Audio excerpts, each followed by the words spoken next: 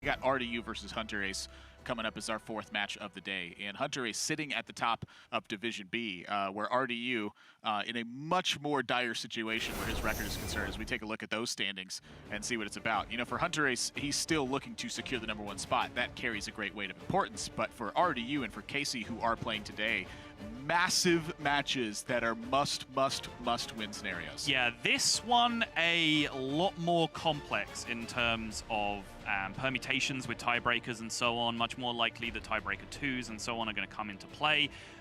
RDU and Casey, the equation is very simple for them. They're kind of in that Calento spot where they know what they have to do, and they can just let the tiebreakers sort themselves out afterwards. Right. They just have to win both of their matches and hope that it's good enough.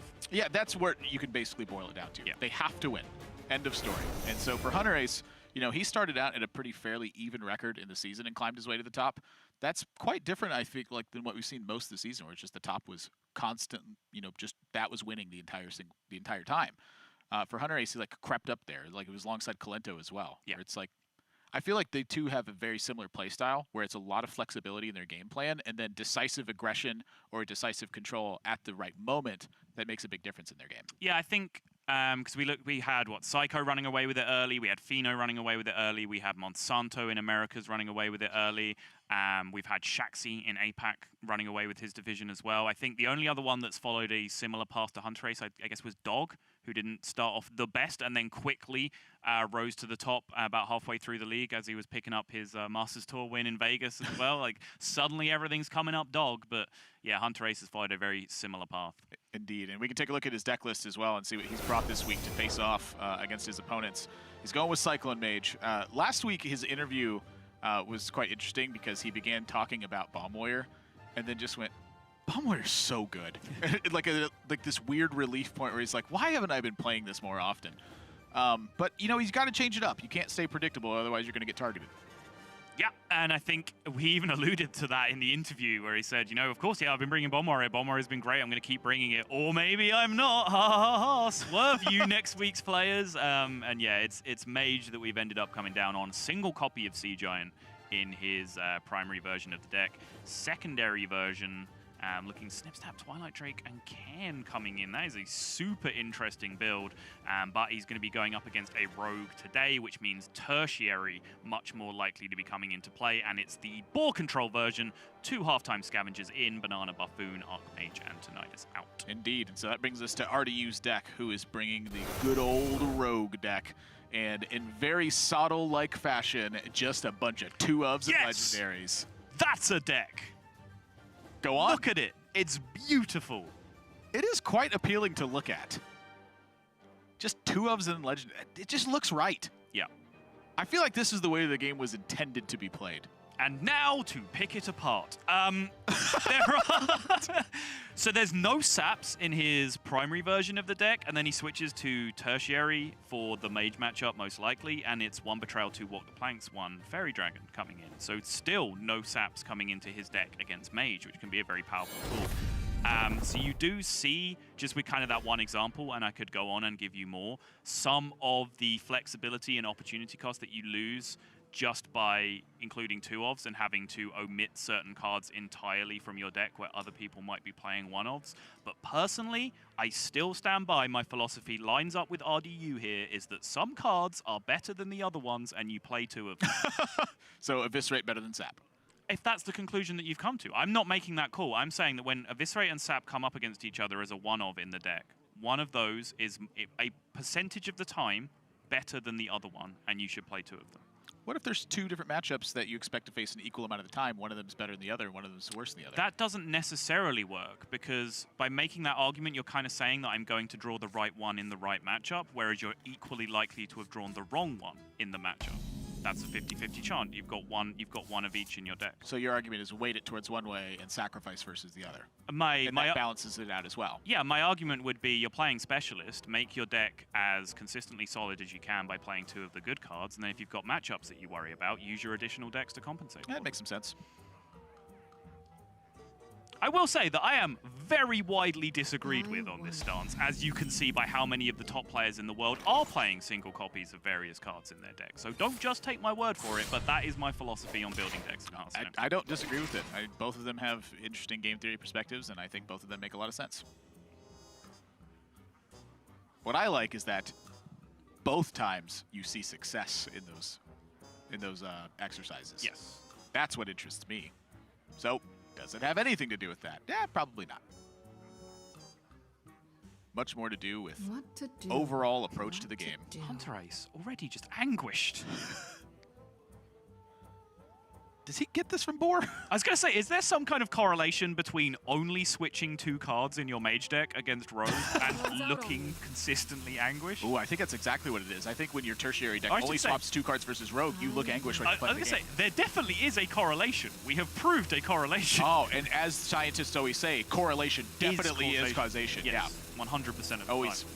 They've been saying it for years. 2-card Casper, they call him.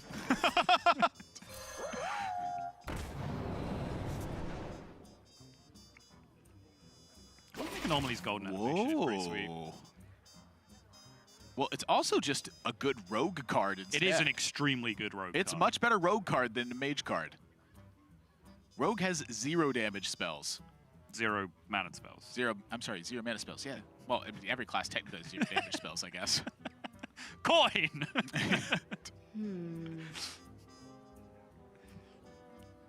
You know, I found out the interaction with the 2/1 that gives you +2 spell damage on your next spell. Oh, it gives you coin spell damage? Yeah. Like, so the first time I ever played, like, right after the unexpected results got changed, I went that coin, and then I played it and just made 2 drops. I was like, what? Yeah, I was like, what do you mean? It's like when you coin Calicos and then wonder why your next spell is free. Everyone's done that one, right? I never held coin with that deck ever again. No, just me? Okay. No, it's happened to every... what I'm telling you is, once that happened to me, I never held coin playing that deck ever again. Question of value Spear of the Shark or immediate board pressure, and immediate board pressure is the answer. Goblin Prank. Pretty powerful tool to just be able to dump on a lackey, which you're going to get a handful of at some point. It is interesting. You know, we saw Fino utilize... Yeah, I like it. Fino had an almost identical situation to this, too, I believe it was, where he had Soul of the Forest versus a damage effect, a cheap damage effect, and he opted for Soul of the Forest and ended up running into a situation where the Soul of the Forest... Doomsayer, yeah, because his opponent got Doomsayer against him off a Faceless Lackey, I believe, and then he was just able to just push face, dump Soul of the Forest on his minions. There you go. I wonder if you know that there's a Doomsayer in your opposing mage deck, if the Soul of the Forest just becomes that much more appealing. I think that definitely influences it, yeah, for sure. Well, this is about as good as a turn 4 as you're going to get. Like, maybe if you had second Evocation, second Cyclone. But even that might be technically worse then, because you're just using your second Cyclone and your second Evocation. I was going to say, like, I feel like the second Cyclone might get better than that.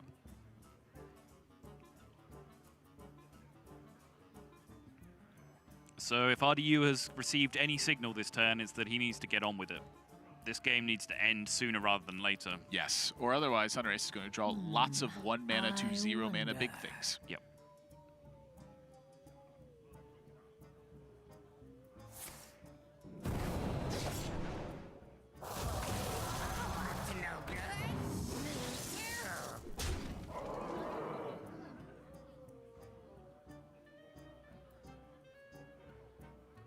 Merits of playing versus holding lackeys. I feel like I want to hold them. Job done. Yeah, I think so too. I've talked about before how Backstab is actually a pretty powerful card in the Mage matchup. RDU just had to use his Backstab there, essentially to activate his Evil Miscreant. Like, it wasn't a prime Backstab target. You don't really Backstab Mana Cyclones in the matchup if you can avoid it. He just wanted to get his Miscreant activated. So now that Kobold Lackey is kind of serving as his apprentice slash Khadgar killer in hand.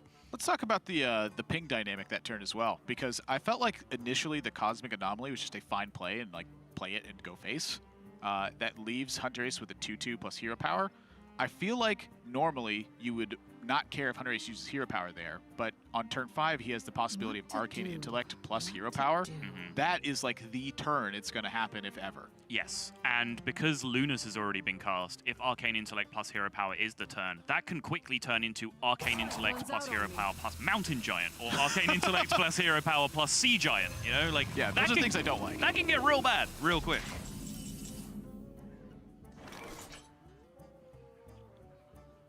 That Cosmic Anomaly is getting charged up with these 2 Eviscerates. Oh, look at that, too. He included 2 copies of Eviscerates, gets a Cosmic Anomaly randomly generated. Yep.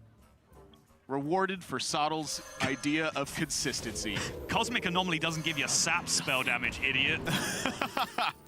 Yeah, dummy. Betrayal walk the plank head-to-head on the Discover choice. The 2 go-to techs for Mage, really, alongside Fairy Dragon. How about both? How about a prep? Remember, it's 2 cost. It's 2 mana. You cannot walk the plank this turn. Yep, I know. It's still just a very good card. I want the Betrayal. We're bringing these cards in. It's true. Prep has been taken out of all the rogue decks. It's true. Well, apart from Swids. True story. Think. Different rogue deck. But I digress. Swiftly. I'm just saying, he's got a very full hand with lots of things to do in it. Yeah. I want to take the Betrayal. I want to use the Kobold Lackey. I want to trade off my thing. He's much more interested in attacking for 4. Ah, that's why the prep. Ah, yes. I just liked the prep in theory if you weren't going to use it this turn. I feel like your hand was just filling up with spells otherwise, and you weren't going to have time this game against 1-mana minions coming off the top every turn to just spend all those spells for full mana. You were also offered the potential to Kobold Lackey there and then prep the Goblin Prank to trade in to Mountain Giant. You save the Eviscerate with the Cosmic Anomaly. Okay. Interesting.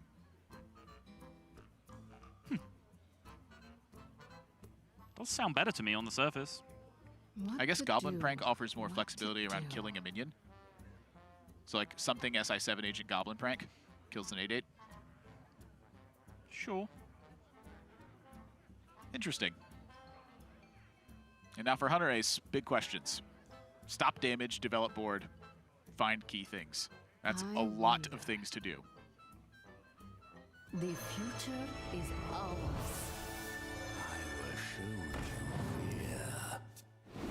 Behold, the tools of creation. That is not fair. Oh, that's the best Behold, one. the tools of For Luna's creation. sake anyway. Every minion in the deck is pretty powerful.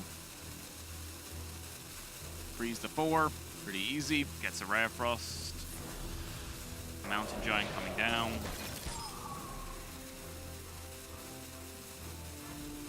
Mountain Giant staying Mountain for Giant Conjurer's staying Calling. in hand. Who wants to CC it immediately?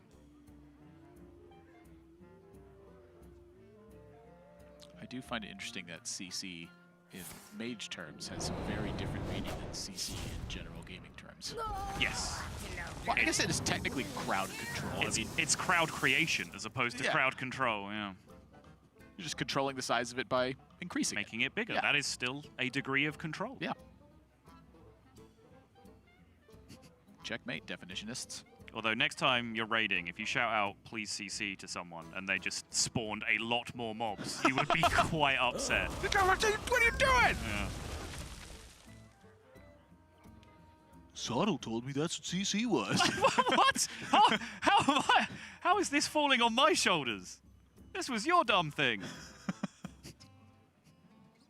It's like how people confuse me and like TJ.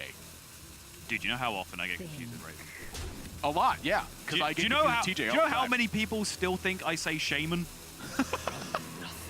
That's ridiculous. Why would anybody say that? That's the other one, people.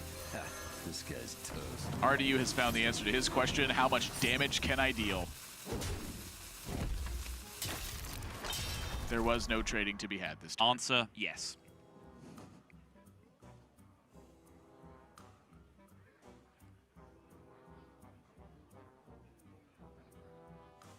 Can't draw for Khadgar and Conjurer's Calling. But you can Conjurer's Calling and then Frost Nova. I wonder. Yep.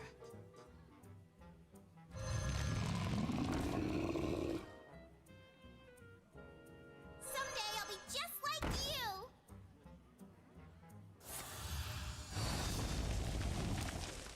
Oh boy. He needs it now.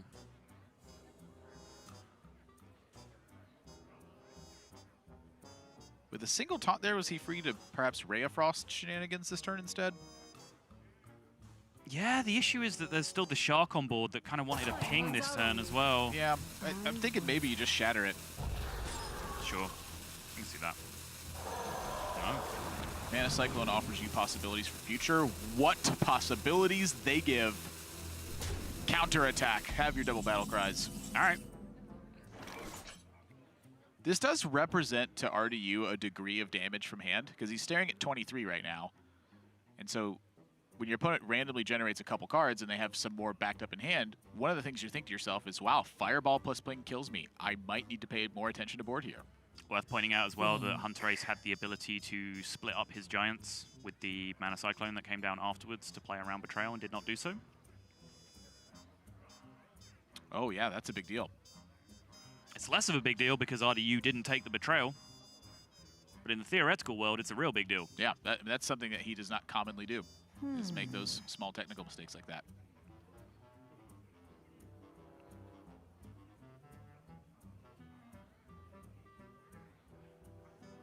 So now Walk the Plank can kill 1. He has Backstab for 4 if he wants it, but that doesn't really help him out too much. Pretty aimed at the Sorcerer's Apprentice, I imagine. Yep.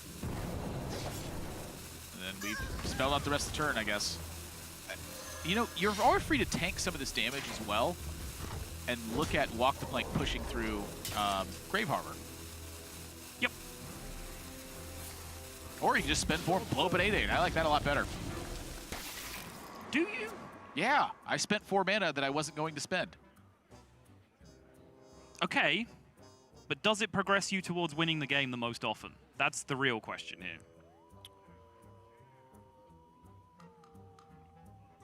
I think in general, spending your mana instead of not spending it progresses you towards winning the game. What about in this scenario? Oh, I see. You're going to throw my hypotheticals thing right back at me. This isn't a hypothetical in any way. This is Well, reality. hypothetically speaking, he doesn't even get a taunt. Sure. Dang it! Why are you so right all the time?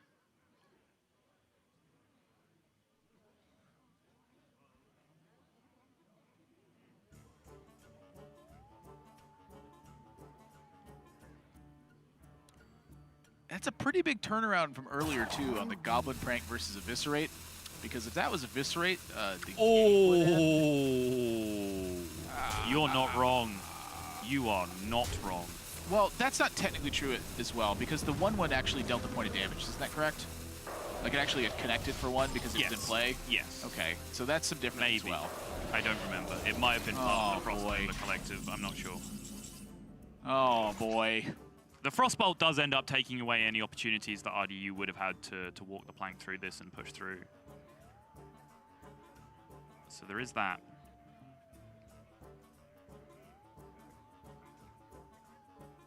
Can I evolve 3/3, use Goblin Prank? Well, that's not getting played. You want to talk about the most nerfed card of all time? It is not the Caverns Below. No, in the it's Crystal Core. It's Warsong Commander. Oh, God, I forgot about that one, too. I'm gonna let you finish, but Warsong Commander had the best nerf of all time, okay? Of all time! Starving Buzzard was a 2-mana 2/2 at one point. It's now a 5-mana 3/2. Warsong Commander just doesn't even do the thing it did anymore. End of discussion. After the Starving Buzzard. Oh. I'm still mad about it, okay? You took my baby away from me. Yeah, that card was gross, though. Come on. Warsong Commander. Shut up. Celiax! Big draw. That is the one card that I think Hunterace is looking for. Like the actual one. Admirable just IRL flexed right now. Just for context. That's the draw. Like, I'm trying to... I was sitting here in his spot going, I just lost my whole board. How? They still have cards. What do you mean? Like, I just played like 70 Giants. They're not supposed to have stuff left after this. Yep. And that's the other draw! Those are the two best cards left in the deck! Oh, one mana Antonidas just gets me, dude. I connect to one mana Antonidas on a spiritual level. If you're curious right now, Sottle didn't flex. Sottle is actually incapable of flexing. Well, I technically am too. You require my assistance. I at least try.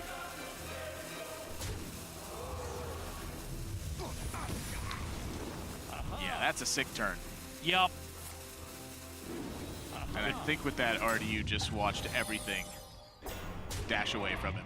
Yeah, and you know, we're making light of the situation, but for RDU, this is everything on the line right now. For hunterace as well, there's huge implications in terms of whereabouts he's going to finish in these playoff qualification spots. But for RDU, this is very literally a must-win match.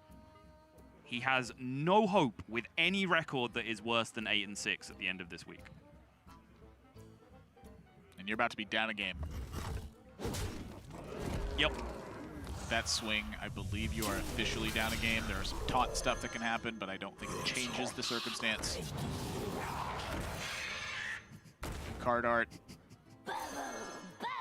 Just everything imaginable that is like nostalgic with Hearthstone is just popping up in this game. Yeah, I'm gonna say, speaking of the most hardcore nerfs of all time. Yeah, Mana Worm's in play. Up comes Fell Beast, or whatever that thing's called now. That almost changes it. But there's a Shatter in hand. And a Ray of Frost. RDU went through a lot of steps to try to get to that point. He did. My hat's off He to that. actually did really, really well to find himself a position where he wasn't just immediately dead. Like, and he did that quickly, too. He wasn't, like, taking his time. He was, like, whipping through it. He's like, 214 Divine Shield Taunt. That's the one. Yep. But the Luna's Pocket Galaxy proved too powerful in this game. RDU now has to win 2 straight games. These are the 2 that matter from his entire season right to now. If he does not win the next 2, he cannot make playoffs. Stakes huge on both sides. As we said, hunterace definitely not just playing this one, going through the motions as well. He has huge implications in terms of who's going to finish top of that group, as well as round out the 3 playoff spots. You know, Orange called out yesterday that he's hot on his heels. He's trying to hunt him down. They're great friends, but there's no friends when it comes to winning the division. So hunterace still has a lot on the line as well. But yeah, we are very focused on RDU here because it's a very clear binary equation. Win, then you get a chance in your next game as well. Lose, dunzo. And with that, I think we're ready to go to a break for this series right here. It's our 4th match of the day, which means we got one more coming up afterwards. After the break, we're jumping into game number 2 of hunterace taking on RDU, with RDU having to win 2 straight. Stay tuned.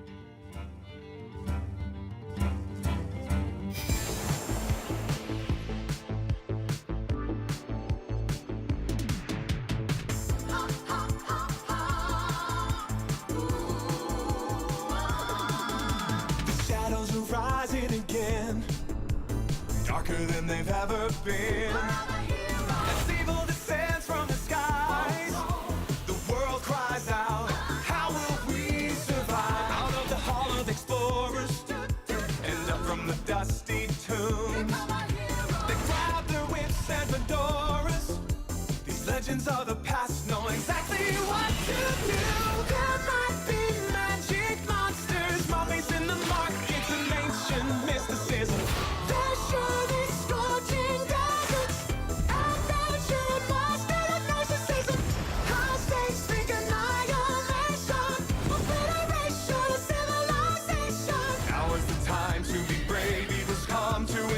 But this league's gonna save the world.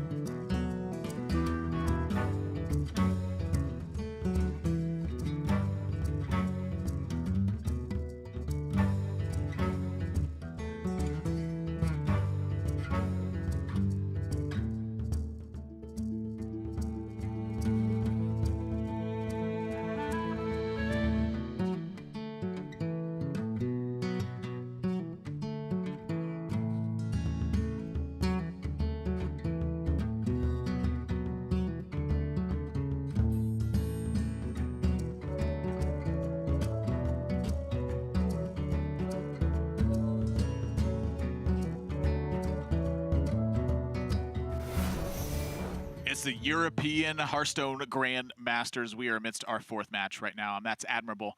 And I'm joined by Sottle, and Sottle RDU's got to win 2 straight, but he's got a deck to help him out since he's down a game. He does indeed. He has pretty much the standard rogue build that we've seen players go to in one of their additional decks to try and take down Mage, where Betrayals, Fairy Dragons, and Walk the Plank come in various combinations. His way of doing it is a little bit different though. 1 Fairy Dragon, 1 Betrayal, 2 Walk the Planks, only 4 of the possible 5 cards being used. Also, we've now moved into the 1-of style. We have, yeah. Which the 2-of style was not successful in his first game. Oh yeah, that's what did it. Well, I'm just pointing it out. Yeah. I'm just drawing correlation because, as we know, correlation equals causation. Absolutely. Ice cream causes drowning and all that. It is standard package. I'm a little upset there's not 2 Fairy Dragons. That's about it. Yeah, I am too. It's so good.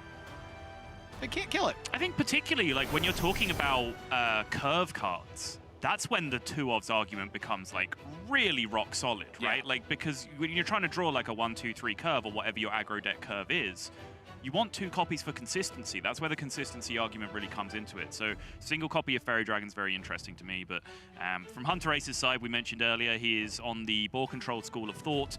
2 halftime scavengers, no other cards required. He already has 1 copy of Frostbolt in his primary deck, as Calento, I believe, did on day 1, where he chose to make no substitutions for Rogue. That's a big talking point for sure, because I think Frostbolt is the #1 card that I like to have in my deck versus Rogue. Single copy in there alongside those 2 halftime scavengers for a bit of an assist now. Can I soapbox here for a second? Sure. You know Mage is too strong when 2 Frostbolts and 2 Fireballs are not in the deck. Frostbolt, 100% agree. I think Fireball is a less flexible, less in a vacuum, high power level card than Frostbolt is. It's like a 4-mana Leroy. How is that not played? It's a 4-mana Leroy that can't get Shadow Steps, never sticks on the board, etc., etc. There's differences. You also can't taunt it. Yeah. And I also don't feel bad about Leroying my opponent's minion with it. I'm just saying. Yeah. Well, I'm not David Shan, but that I'm just saying. Risotto! I'm just saying. Yeah. Saying. I guess that's what they called him in the video. Dang it! All right, I'm out. Yeah. Pretty standard hand for RDU with no follow-up on the Blink Fox. Feels reluctant to coin it out. Don't blame him. And that, I think that turn right there tells you how important Fairy Dragon is. I think with Fairy Dragon right there, RDU has a massive lead in the game. Agreed.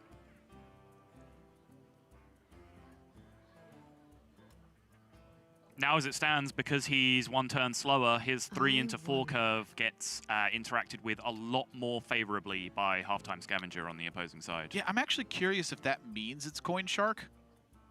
You can't play around 1 copy of Frostbolt, can you? That's ridiculous. Whoa. Yeah, it's ridiculous. I'm sorry. I was thinking like Coin Shark into Hench Clan. Your opponent plays a halftime scavenger. They have an option of killing a shark or killing off pressure, and then you capitalize one way or the other. But No. I think that this yields the same exact results, except you don't have to give up your shark and your coin. I want hitty stuff that hits my opponent.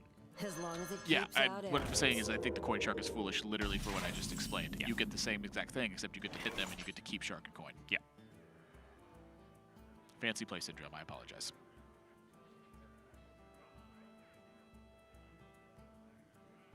And you're also being demonstrated the importance of what just 2 cards can do to a matchup.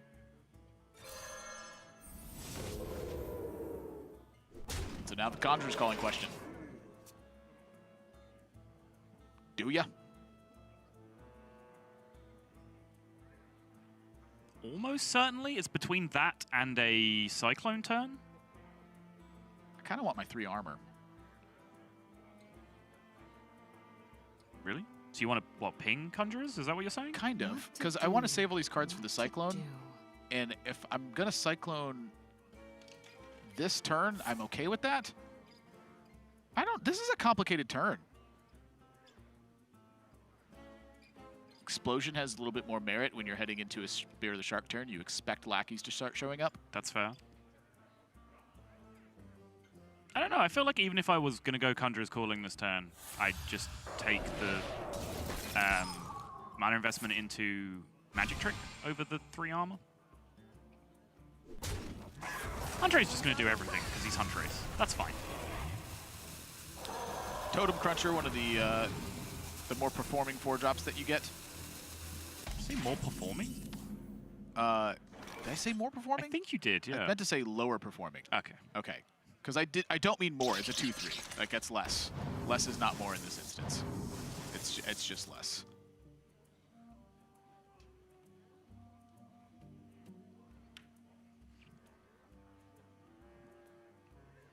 Wow, Vendetta just doesn't kill a 4-drop. That's so weird.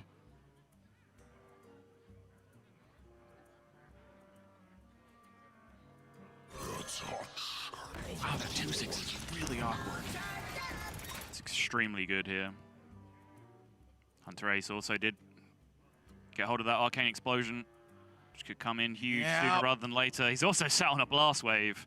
Sottle taught me this Arcane Explosion thing the other day when we were practicing this matchup, and he said, maybe you forgot your opponent's deck makes lots of 1/1s, and you have an Arcane Explosion offered to you. That kills lots of 1/1s. Yeah, I did not rub that point in multiple times over the course No, you of definitely the game. did. Okay. Even though I found a way to capitalize still, you still continued to point out that I missed that 1 mana's worth that ended up coming up big. That's okay. I'm not salty about it. No. Job's done. And Ardiu's hand just got very thinned out.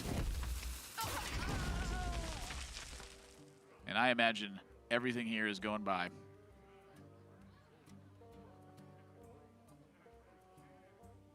Is it? Maybe the 1-2 stays. What else are you doing this turn apart from the ping, though, if you commit down that line? Sort of the way I'm looking at it is, if you use something like Zilliax or Blast Wave, you're just filling up your hand and the Spirit of the Shark's still there. Yeah. If you're using the Arcane Explosion, you're at least cutting into damage. Right. But then, so what I'm asking, if you Arcane Explosion, are you also Frostbolting the Spirit of the Shark? I would think so. So then, I think you just have 2 mana left and you just ping the 1/1, right? Like, there's just nothing else to do at that point. Good magic trick, but Sure. That's fair. I actually didn't notice there was a magic trick there the whole time. Hunterace believes the decision to be the other way around. double Ray of Frost as well. That's fair.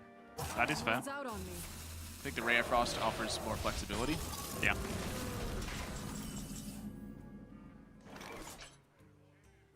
Yeah, I think this is just a standard value game for Hunterace right now. Yep. He's not under any significant pressure. Ooh. He knows he has some element of inevitability with just huge minions coming down. With RDU's hand size as low as it is, there's very little way that he's going to be able to answer a huge board if it does come out from Hunterace.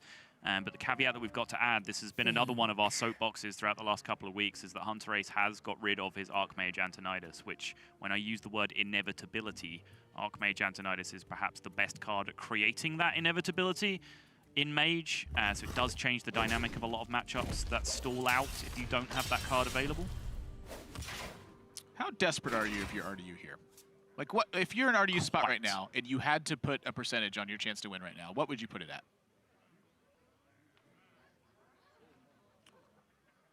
Sorry, this extended silence is just me thinking. Yeah. I'm just going to caveat that.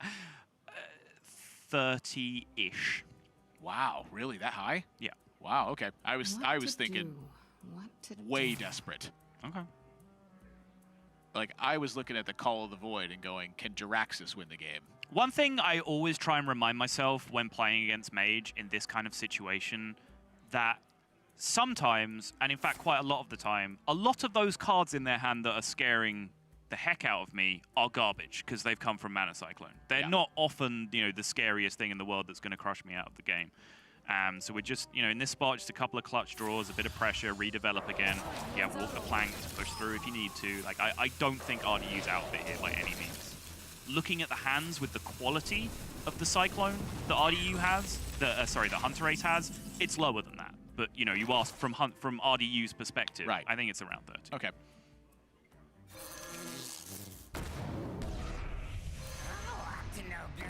I think that's part of that 30% is that draw right there. Yep. Blackies, on the other hand, leave something to be desired.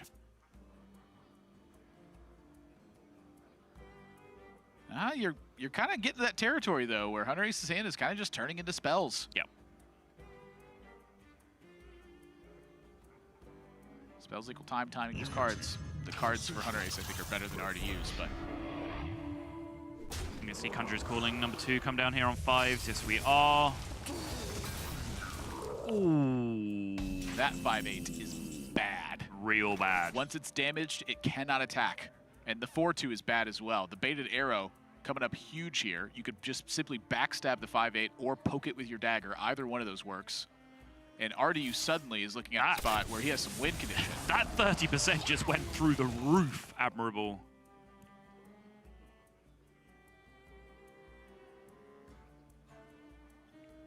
That was the second half of a Conjurer's Calling. RDU knows that. So the punish for just putting a damage on this thing and leaving it there is quite low.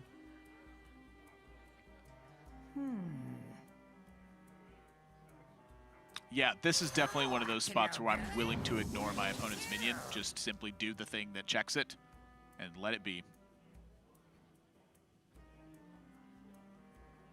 How do you choose to do that? Base. Do you want to take 5? Do you want to use a backstab? Base. Okay. I will happily pay 5 life for a card in RDU's spot. Same. Especially when that card is backstab for the reasons Oh, discussed. my. And then Khadgar taunt just one turn late. So the problem here with the mirror image is that Hunter Ace has no counter pressure going. He doesn't have any generation mechanism going. That's just simply extra life right now. That's what almost every card in his hand is doing. Yeah, he still does have a ton of time if he just fireballs this 5/5 though. There is no pressure being stacked up right now.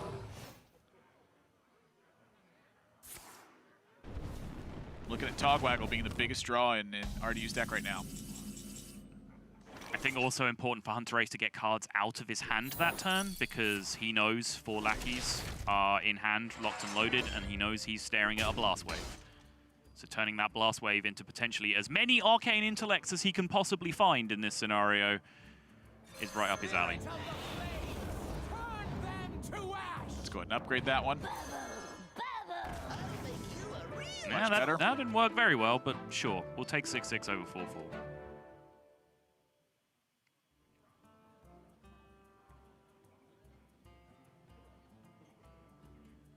I'm pretty interested in keeping these other lackeys around.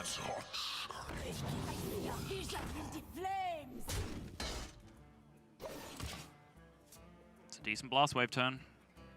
Oh, the AI.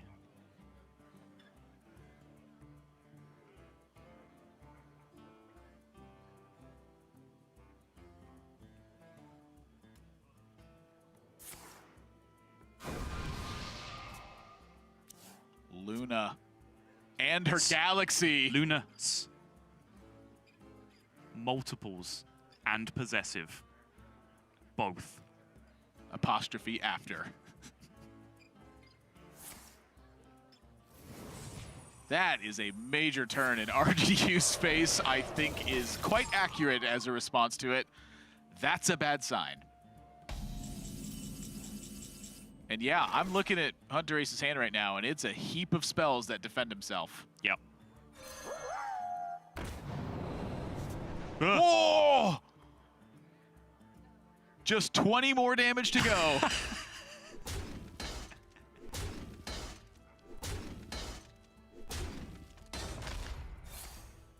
I mean, that had to be one of the best ones he could pick up. Probably.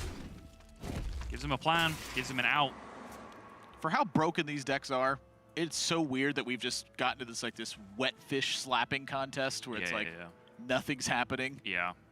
Stuff's about to happen here because I think this turn is starting Luna Frostnova. And there is so much upside potential in Hunter Ace's remaining deck. 3 giants left. An Archmage Antonitis left. Nope, taken out. Oh, the Archmage taken out. Yes, you're right. Oh, Hunter's Calling. That's big.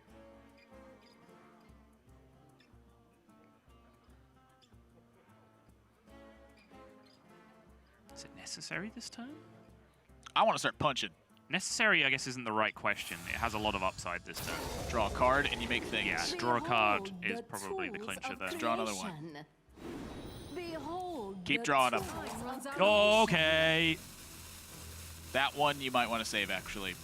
you have a Conjurer's Calling and a Khadgar in hand. Yep. And another Frost Nova. And that's You kind of definitely why I said was like leaning towards the Conjurer's Calling the first time round, but there's no downside to it because you get the second Conjurers off it, and there's massive upside with continuing to draw through your deck and find answers like this. But now with the Mountain Giant in hand, Khadgar, Mountain Giant, Conjurer's Calling is game-ending against most decks if you can play it and not die immediately. Which do you Shadow Step?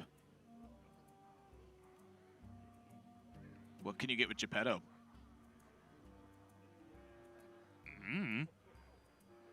Nothing particularly exciting. wonder. Life Drinker is probably the best target. Shark Dog? Shark, I guess, yeah. Okay, I'm interested. I don't know. You gotta make something colossal happen here. Yeah. I think you understand that you probably need some kind of weird random blowout here. I was trying to think about whether that comes from a mage card. Swiftly. Whether it comes from Fire Tree Witch Doctor, whether it comes from lackeys into Discover. Like, there's so many different ways that you can just do random nonsense. this turn. Backstab your own lackey, SI one of your other minions, play an Edwin and hope. Sure. I have no better plan than what you just said. Ah, kill the Luna. Much better plan. Zero power. Board's full after that point. Yeah, this It's just either- doesn't get his Edwin into play, but yeah, the Lunas has to die. You're absolutely right. Just kill Luna or make Edwin. And I Yeah. think that kill Luna is the much more important half of those two. Yeah, you're probably right. Well, time to do the thing. Yeah, the thing is too powerful. This is all sort of a foregone conclusion at this juncture.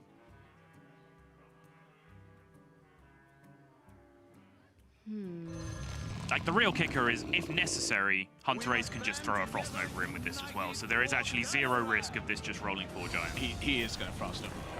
Oh, yeah, sure. I mean, look at the turn RDU's had. And he knows. That's it. That's RDU's Grandmasters season functionally over, I believe. And I think you can see the emotion on his face that reveals that. Yeah. Yep, there it is. Yeah. If you pause the video, you can see the exact moment where RDU's heart broke. It's been a tough season. I think he's put up a respectable performance. I think there's things he could have improved. I think there's things that he could not have improved at times. However, this game, he just got.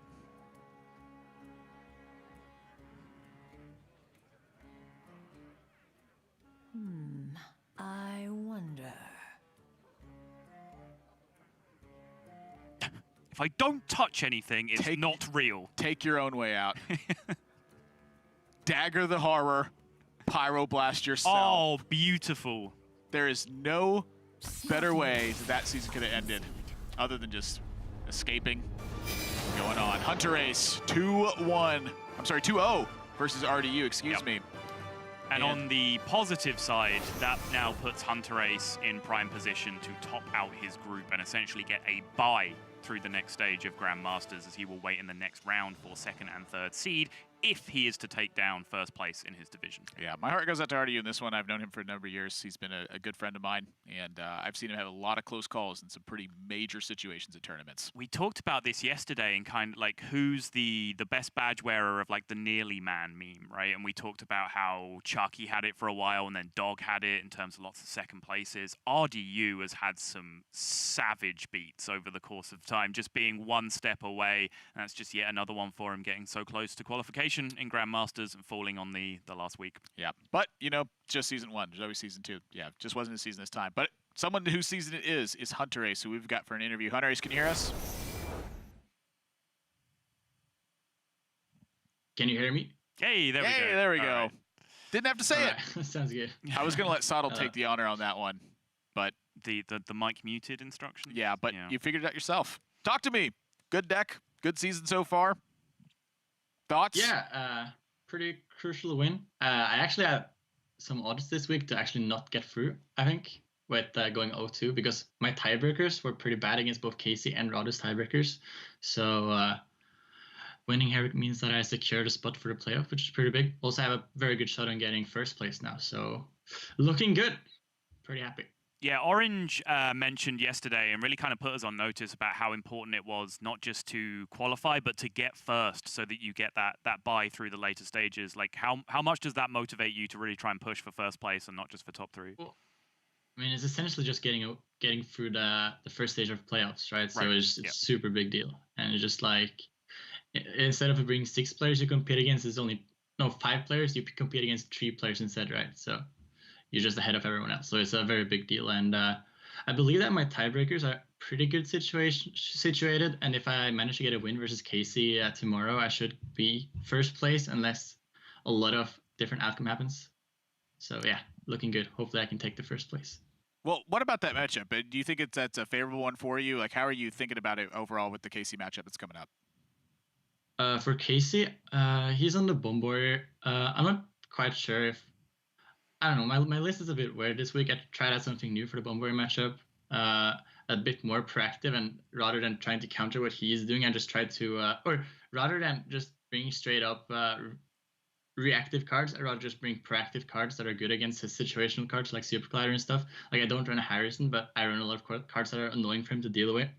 So I'm not quite sure how it's going to pan out. I think I'm definitely favored, but Bomb Warrior is a pretty good deck, so he always has a chance. So while we're on the subject of the additional decks, I want to talk about this anti-rogue strat that has appeared, where it's just 2 halftime scavengers coming in and no other cards. Like, do you feel like, second Frostbolt, Doomsayers, like none of these cards would be helpful for you in the matchup? Well, it's not really about the cards being helpful, right? It's more about the cards that are in your deck are already so good. Yeah. So you have to replace one of the good cards for another good card. Like, I would definitely don't mind having another Frostbolt in the deck for the matchup, or potentially a Doomsayer. I don't like Doomsayer a lot personally because it's really only that good on turn 2 because they already have the removal in their sideboard. But I can definitely see myself running another Frostbolt. But like, even cutting like 2 cards for Scavenger feels super bad because both Banana Buffoon and Anton is also pretty good in the matchup. They're all like just good cards. So, but the Scavenger is super good. So I really like the inclusion of Scavenger. It matters a lot. I do find it curious that people are favoring Sandbinder staying in over Archmage Antonidas.